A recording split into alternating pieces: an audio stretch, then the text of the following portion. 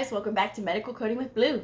Today's episode is all about, can you get a job in medical coding without experience? If you're brand new to my channel, welcome. I am Blue, I'm a medical coder. Okay guys, so if you're thinking about getting into the career field of medical coding, you start going into like Facebook groups, and then you see people complaining that, oh, it's so hard to get a job, they can't get a job, they've had their credential for a year and they still can't get a job. And then you start second guessing yourself, thinking, should I really be pursuing this? So I got tagged in a post that somebody had done, and this was on Facebook. You guys know I'm not really big on Facebook, but I got tagged in this. And so this is a good topic to discuss, because if you are considering getting into this career field, it is possible to get a job without experience. How do I know that? Because I have lived it, okay? I have lived it, and I have been there, done that, got a t-shirt. And there's plenty of us that get jobs without experience. And my whole channel is dedicated to helping you guys to understand and how to navigate, and what to do, and how to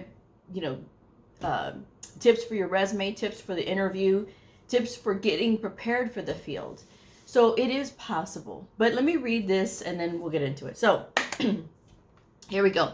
The person says, I'm considering going to school for medical coding. However, I have been hearing / reading a lot about nobody hires without experience. I do not want to waste my time. Is this fairly accurate? Thank you in advance. And I would say, if somebody has this kind of like thoughts already, just not even trying to get into it themselves, because clearly the field has to grow, and clearly the field does have people in it. So if you're already questioning this, I would question your commitment to sticking with anything, because it sounds like to me, anytime I hear something like this, it's always somebody that wants to make excuses for why they can't do something, or just trying to think of something to do rather than just pick something and go. You're going to run into bumps and hurdles along the way. Doesn't matter what profession you go into, you're going to run into little hurdles along the way, but it's how you handle those hurdles that's going to make the difference, and it's going to make you a stronger professional or whatever. But the thing is, if you just automatically overthink everything, it's not going to do you any good. I'm just putting that out there. So the person says that tagged me and says, it is possible for you to find a job with no experience, and there are a ton of jobs out there. A great resource on YouTube is Medical Coding with Blue. Thank you. She has a lot of useful tips on how to get your first job as a medical coder. If this is really what you want to do, go for it, and don't let others discourage you. I was hired with no experience, but I was able to sell myself in the interview and pass their assessment. Good luck to you. And a lot of times when people are talking about that they can't get a job, they're crying and going on, can't get a job. 9 times out of 10, they can't pass an assessment test by the employer. Another thing I'm putting out there.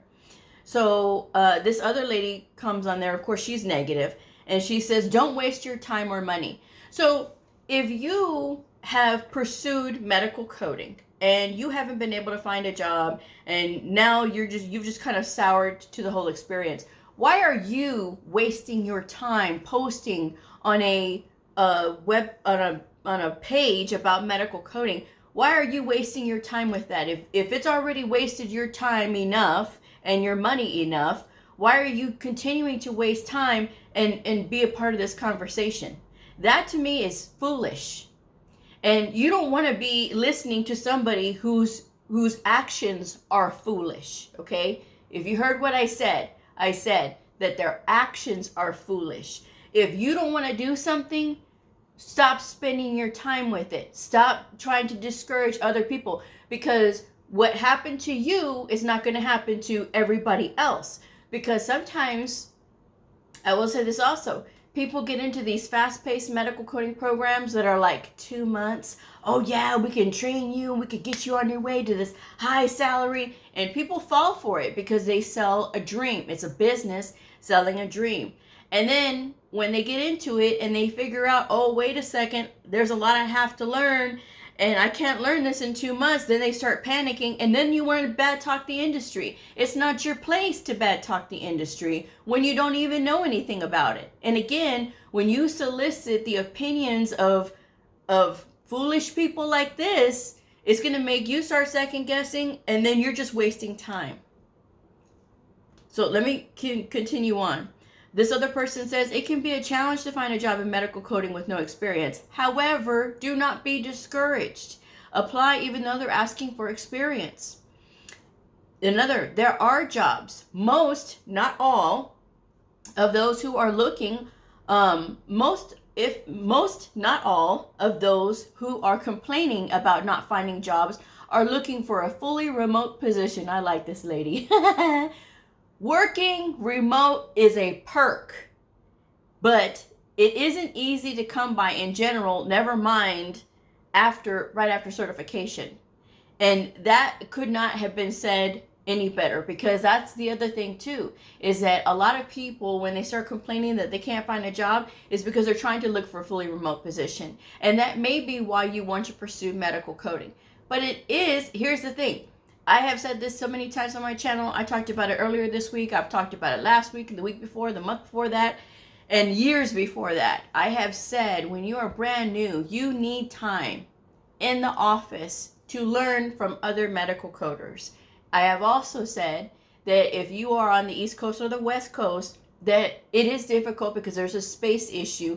Oftentimes they don't have coders in the facility. But I have always stressed that if you can try to get a job where you're working in-house first as a coder, that's going to benefit you.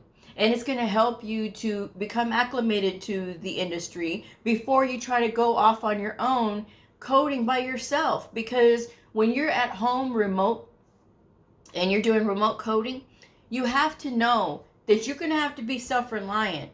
So not only are you learning a new language, which is coding, because trust me, it is a language all to itself. But then you have to learn an electronic health record. And many of you have never even been exposed to the electronic health record. So learning that and then learning something new, and then you're by yourself, there's a lot. And you have to be disciplined. You have to be a disciplined person when you're working at home remotely, because it's not all this, oh, I get to run out and run errands and come right back, and I just told my boss and my boss was cool with it. You know, your boss may be cool with it maybe a couple of times, but if you keep doing that, it looks like you're just taking advantage. And you can't be running off, because they're paying you to be on the clock. They're paying you to do the work and be present. And even if you think, well, who's going to see me? How are they going to know? Oh, trust me, they have their ways of finding out. They know. And they've known all the tricks. This is not their first day, okay? They know. They know. These companies are well aware. But again, if this is something that you want to pursue because you heard about it and you say, well, it sounds interesting, it sounds like a puzzle, then stay with it. You know, the thing about people nowadays is that a lot of people, the second there's any kind of adversity, they run. People don't know how to stick with things anymore or see things through. Is it going to be easy? Absolutely not. And I don't tell you this to scare you. I'm telling you so that you are prepared. I don't want people to be unprepared when they try to get into this field. And when you are studying and everything, it takes time to study, because you need to be able to develop that skill, and you're trying to develop this skill in a reasonable time is 9 months, 12 months, or 18 months. Please don't write me and tell me, well, what about 8 months? Because you can spend another month studying, okay? Some people will pick it up faster, others it's going to take a little bit longer. It really all depends on you. But you need to set aside that time. It's 20 hours per week. It doesn't matter if you work a full time. Doesn't matter if you have a family and kids and animals and horses and all kinds of things. It does not matter. You have to spend the time if you want to be able to get into this. And it is worth it. You know, this garbage that I hear on here, oh, well, no, it's not worth it. Don't waste your time. Don't waste your money. What were you doing, ma'am? What were you doing that you feel that you have the right to be sour towards everybody and say, don't waste your time, don't waste your money? Because just because that happened to you, and we don't know your situation or what you were doing or or if you can pass an assessment test or not, or any number of things. We don't know that about you. But yet, there's people out there that are going to be trying to discourage you. And then there's people that they can't pass the test, so they're going to try to put that on you that you can't pass the test. So if you're going to get into this industry, you need to stop listening to other people that are like, oh, I'm going to solicit for all these opinions, because you get stuff like this.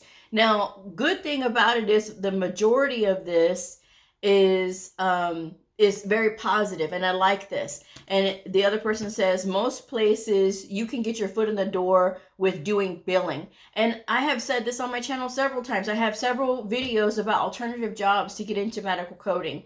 And these alternative jobs are going to be able to use your skill. It's not like these other positions that you need to avoid, like patient access and scheduler and things like that. Because while those positions are very important in a hospital, they are not going to use your skill as a coder. Medical secretary is another one. That's not going to use your skill as a coder. And if you're telling me, oh yes, it does, Blue, because I select the codes. Well, if you select the codes, now you're working for free as a coder. You have a technical skill that you are giving away for free in a multi-million-dollar industry. And to me, that's another foolish thing, because you should not be working for free.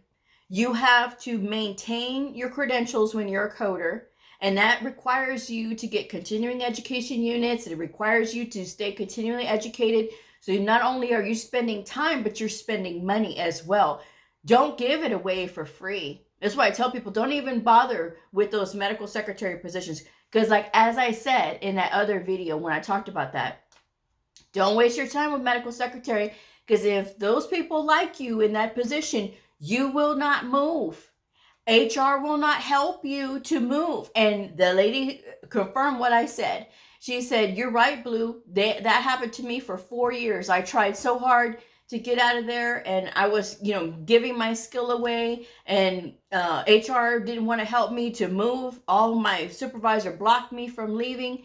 And so I had to eventually go to another facility. She wasted 4 years of her life doing that.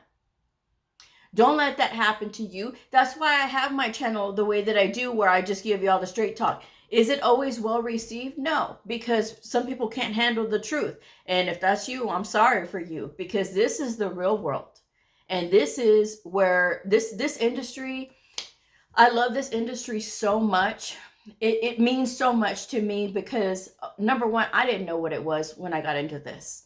All I knew was that this was a good paying field because that's what my case manager told me, because I was in the WIA at the time. Now it's WIOA, Workforce Innovation and Opportunity Act. And they were the ones who paid for my schooling because I was unemployed. And so I ran into the same issue. Once I got done with the program and once I got my certification, I got my CCA, okay? And when I got my certification, I was out there applying. I was looking for 2 whole months. In the meantime, I was still working. I was bartending. I was working at a halfway house. I was cleaning houses. I was doing everything and anything that I could to bring money in. Working all kinds of odd hours, working at the bar. And you listen to people talk to you all kinds of crazy ways. And so, all this time I'm sitting here looking for a job. They keep telling me no because I don't have experience. I went back to the school like my mom suggested. And when I went over there, I said, what's going on? I don't get it.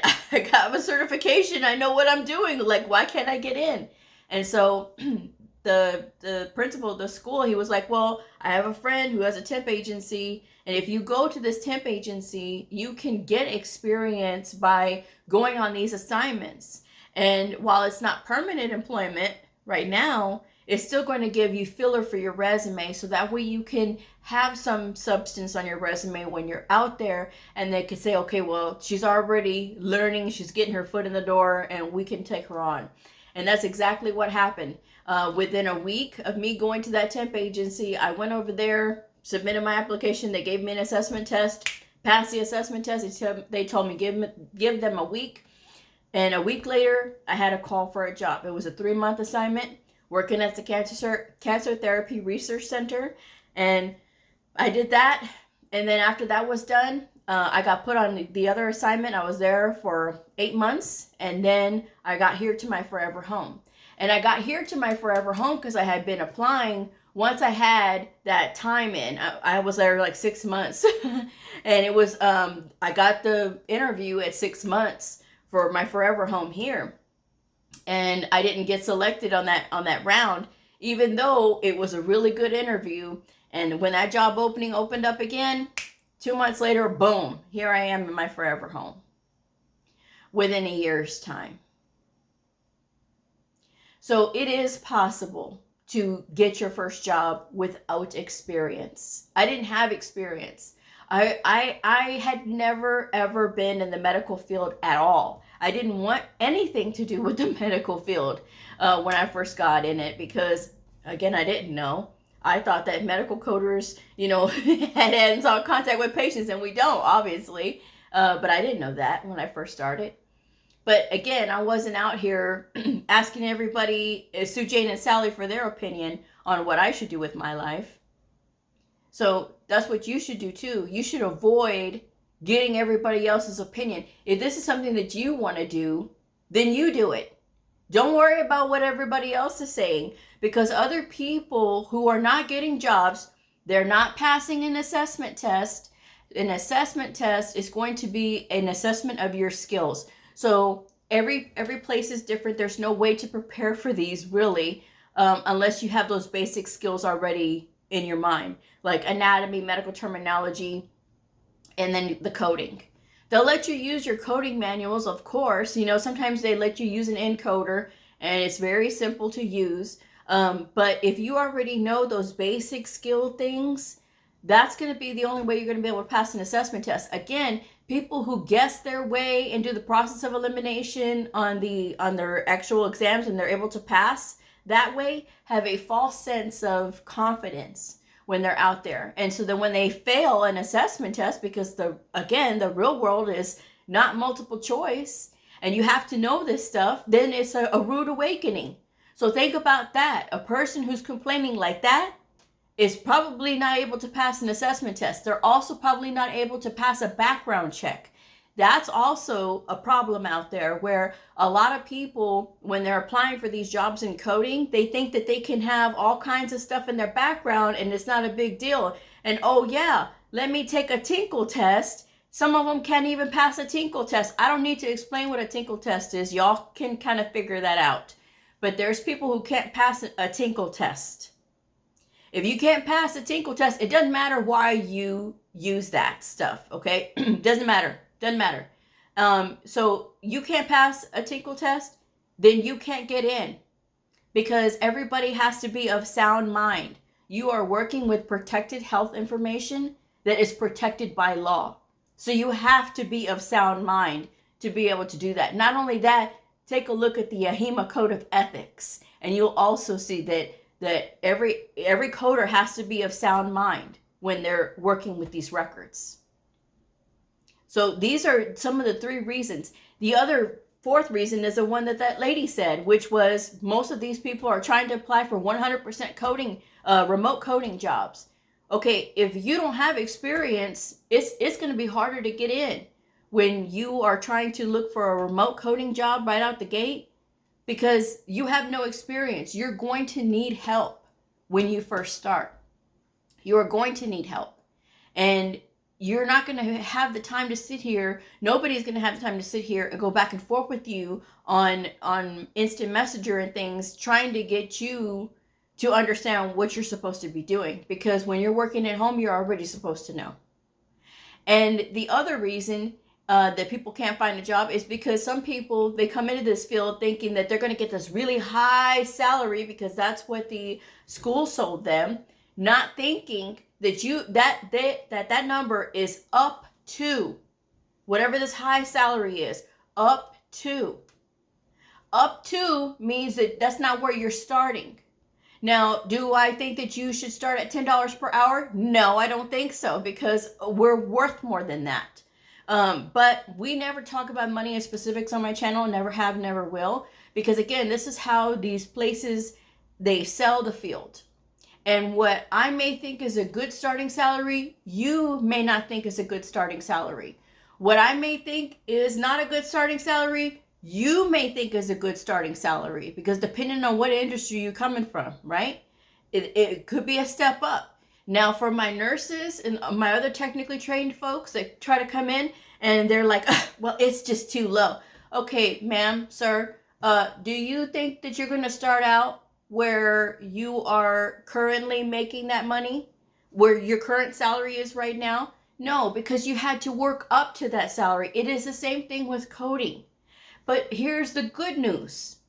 You don't have to be at that starting salary forever. You won't be at that starting salary forever.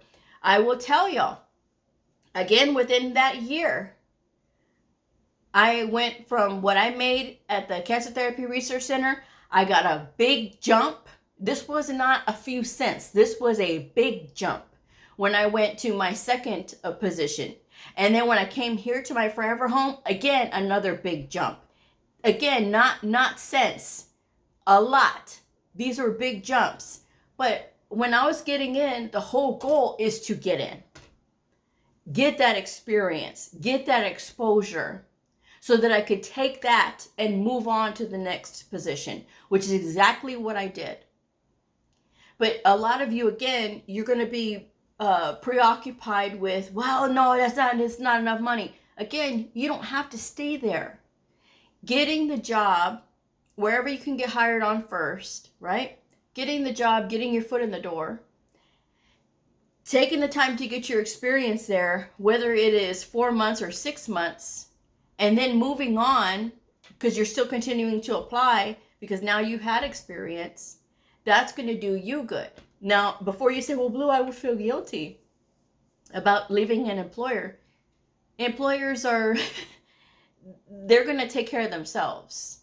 If you weren't able to come back to that job the next day, they would have your job opening again in the newspaper by the evening time. The ad, it will be posted by the evening time.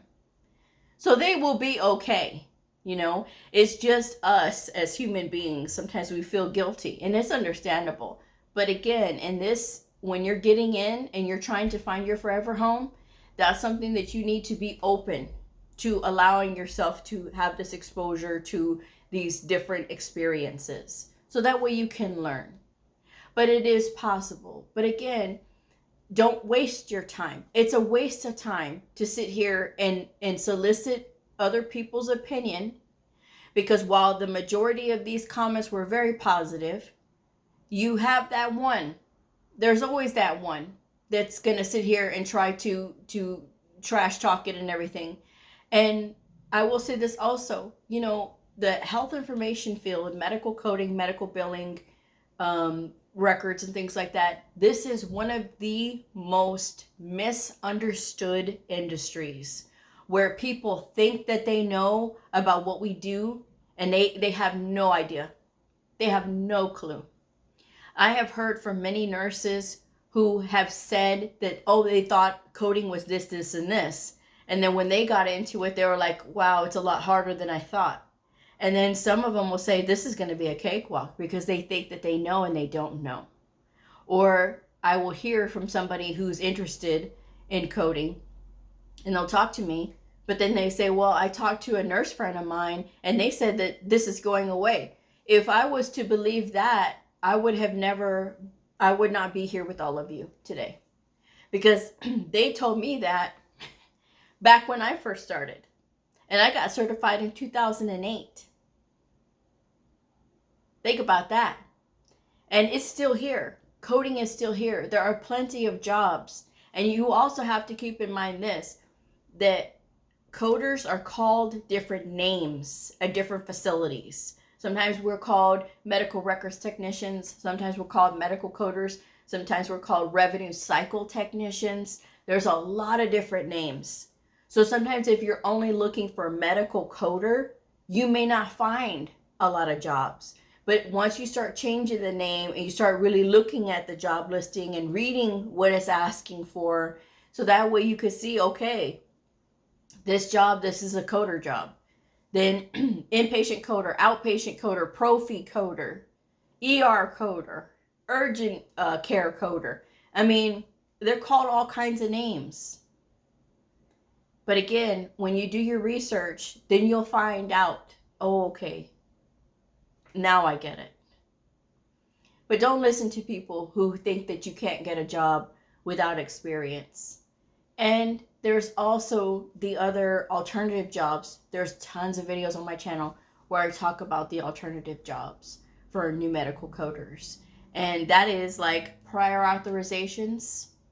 You're not coding, but you have exposure to the records and the codes and the CPT codes, or, you know, whatever.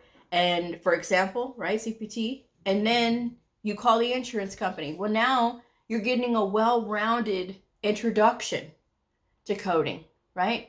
Because you're seeing what codes are going to be reported and with what procedure. And if it's a no from the insurance company, then we know that this diagnosis code and this procedure code is not going to be able to go together because it doesn't support. Then you're going to really start to understand what those things mean, right? And then there's those kinds of positions. There's billing, medical billing. Sometimes with medical billing, and you're just processing the claim, right? So that means the codes are already there, and the diagnosis codes, procedure codes, modifiers, any of those things are already there. You're just submitting it to the insurance. The insurance is sending it back, and maybe it gets paid, maybe it doesn't get paid. But if it's denied, they're going to tell you why, or sometimes they'll give you a code that says the reason that it's denied, and then you have to look at it, or you have to send it back to the coder, you know? So there's not that pressure, but again, you're still getting that experience with the codes. So there's those things. And a lot of people don't think about that because they want to be one-track mind. You can't be a one-track mind when it comes to this. You have to open your mind, and you have to pay attention and listen when people are giving you sound advice. I give sound advice. I will say that about myself, is that I give sound advice. I tell you guys how those things that they're looking for on your resume, that your resume should be one page, that you should also have a cover letter. And then I hear from people, oh no, I heard we don't have to have a cover letter. You have to have a cover letter. And you know what that cover letter is? That cover letter is that human drawl. It is that, let me reel these people in. It's not a regurgitation of your resume. I've seen people erroneously do that. I don't know why. Your resume should be on one page as well. You don't need to go back more than 10 or 15 years, okay? If your work history goes back 25 years, 30 years, we don't need to know that you worked in the 80s or the 90s, because all of that stuff is obsolete. The early 2000s, again, all of that is obsolete. We don't need to know that. Well, Blue, knowing my experience, I was a ward secretary in the 90s. Doesn't matter. Because that was ICD 9 times. That's not even ICD 10. Not even the same code set for diagnosis back then.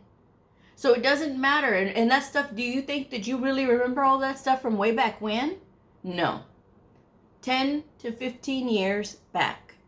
And if you are older and you're in your 50s, you don't want to date yourself as far as saying, oh yeah, 90s, 80s. No, you don't want to do that. Don't do that. Make sure that when you are putting your resume together, that it is concise, it is clear what you did, and that you tell us in plain terms what it is that you did. And if you worked similar jobs, you don't need to be repeating. I don't want to see repeating on your resume. I don't want to see paragraphs on your resume. Bullet points. Get to the point. Get to the point. That's exactly what it is get to the point. Because these people who do the hiring, and they look at these resumes, they look at them for about 5 seconds. If you can't grab their attention because your stuff's not clean, it's going into the reject pile. Don't do that. Don't be that person, okay? Don't be that person who gets that. And then I will also say this and wrap it up. If you say, well, Blue, I've been applying for jobs online and it automatically rejects me because it's going through that ATS reader and that kind of thing. Okay. Yes, technology tries to get in our way. But let's think about an alternative. How can we circumvent this? We've already submitted our application online and it rejected us. So why don't you mail in a copy of your cover letter, your resume, and you put on there, you could put the hospital, and then you could put attention the HR department, and then in the envelope you can put whatever the job ad. You could put a copy of the job ad and say, please forward to the hiring manager for this job ad. And then you can explain that you did apply online, but you just wanted to follow up with a paper copy. There's nothing wrong with that, guys. There's no guarantee that it will help, but your resume is going to get in front of somebody, and they're going to actually have to look at it and see it. And while they may be like, oh, it's so tempted to just toss it to the side, maybe you do your resume right, you follow my tips on my channel, and then you might just capture their attention. I'm just saying, it is possible. Don't let anybody take away your dream. Don't let anybody take away your plan. And coders do get paid well. But the only way that coders get paid well is for having knowledge and having experience. And that comes with time. This you have to be committed to. And if you're not committed, if you don't think that you can, if this is not something that you want to invest all that time in, then good luck on your search for a job and a career that you want to get into. But this career field, it's going to take all that. But the reward is better than you could ever imagine. I'm just saying. With that said, I'm going to wrap this one up. Thank you guys so much for joining me. If this video helped you, please like, subscribe, and share. And I'll see y'all next time. Bye.